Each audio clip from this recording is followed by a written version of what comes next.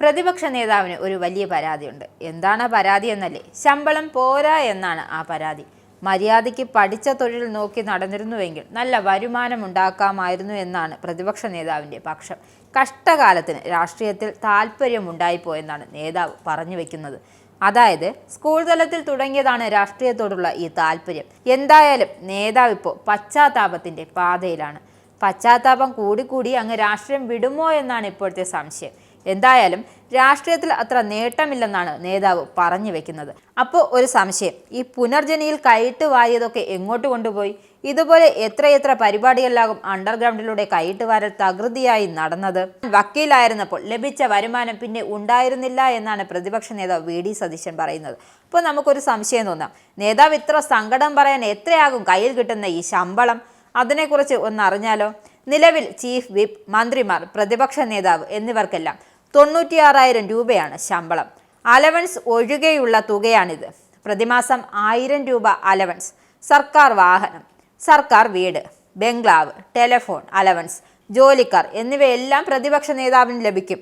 എന്നിട്ട് ഇവയെല്ലാം ലഭിച്ചിട്ടാണ് ഇതൊന്നും പോരാ എന്ന നേതാവിൻ്റെ പരാതി. എന്തായാലും സ്കൂൾ പഠനകാലത്ത് സ്റ്റുഡൻറ് പൊളിറ്റിക്സിൽ താല്പര്യമുണ്ടായിരുന്നുവെങ്കിലും ഇഷ്ടം വക്കീലാവാനായിരുന്നു. ആരാകണമെന്ന് അധ്യാപകർ ചോദിക്കുമ്പോൾ കണക്കിന് മുട്ട വാങ്ങുന്നവനും അക്കാലത്ത് എഞ്ചിനീയർ ആകണമെന്നായിരുന്നു പറഞ്ഞിരുന്നത്. പക്ഷേ താൻ വക്കീലായി. 10 കൊല്ലം ഹൈക്കോടതിയിൽ പ്രാക്ടീസ് ചെയ്തു. പിന്നെ സുപ്രീം കോടതിയിൽ എത്തണം, അങ്ങനെ കുറച്ച് പൈസയൊക്കെ ഉണ്ടാക്കണം എന്നൊക്കെയായിരുന്നു ചിന്ത. അങ്ങനെ പോയി 9 കൊല്ലം ഞാൻ പ്രാക്ടീസ് ചെയ്തിരുന്നു. എൻ്റെ വരുമാനം അക്കാലത്ത് കൂടി വരികയും 1.5 ലക്ഷം രൂപ വരെയൊക്കെ എത്തുകയും ചെയ്തപ്പോഴാണ് ഇലക്ഷന് നിൽക്കുന്നത്. അങ്ങനെ MLA ആയി. പക്ഷേ MLAയുടെ ശമ്പളം കണ്ടാണ് ശരിക്കും സങ്കടം വന്നുപോയത്. 12,000 രൂപയായിരുന്നു അന്നത്തെ MLAയുടെ ശമ്പളം. ഞാൻ ഭയങ്കരമായി സങ്കടപ്പെട്ടിരുന്നു. ഇപ്പോഴും സാമ്പത്തിക ബുദ്ധിമുട്ടൊക്കെ വരുമ്പോൾ പണ്ടത്തെ ആ വരുമാനമാണ് തൻ്റെ മനസ്സിലേക്ക് ഓടി വരിക. ലോ പഠിച്ചതിൻ്റെയും വക്കീലായതിൻ്റെയും ഗുണം നിയമസഭാ സാമാജികൻ എന്ന നിലയിൽ ഇപ്പോഴും ഉണ്ടായിട്ടുണ്ട്.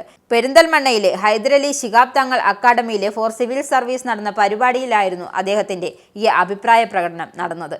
എന്തായാലും സതീശന് അത്ര പ്രതിപക്ഷ നേതാവ് പദവി കൊണ്ട് അത്ര തൃപ്തിയില്ല എന്നർത്ഥം. അതായത് മുഖ്യമന്ത്രി പദം കൂടി കിട്ടിയാൽ നന്നായി എന്നാണ് അദ്ദേഹം പറഞ്ഞു വെക്കുന്നത്.